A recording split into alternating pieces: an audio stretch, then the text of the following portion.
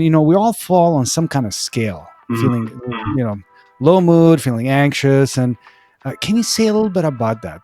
What is this depression? What is anxiety?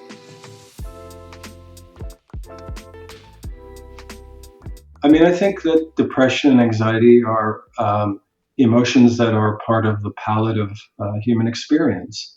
And they're also hardwired in us to allow us to deal with situations that might carry some threat.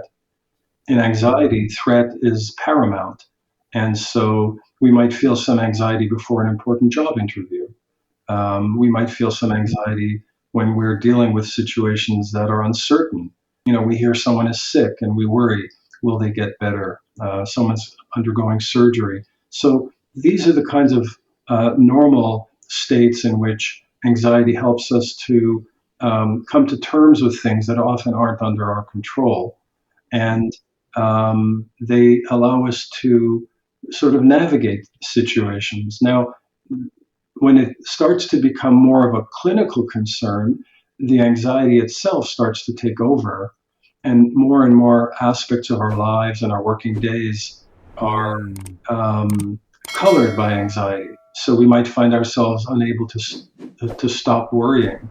We might find ourselves avoiding going into places for fear that something might happen to us or happen to our bodies, or we might have a heart attack, or we might worry that something dreadful is going to happen unless we engage in rituals.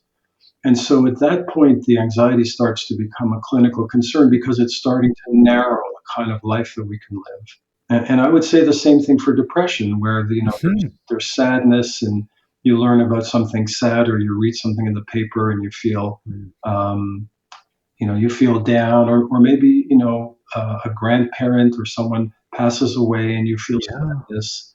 Very natural grief and loss, and a way of dealing with these things that everyone eventually has to come to terms with.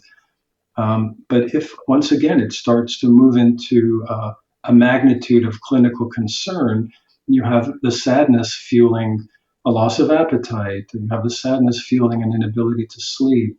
You start to maybe notice very critical and judgmental thoughts about yourself. You start to feel like you're unworthy.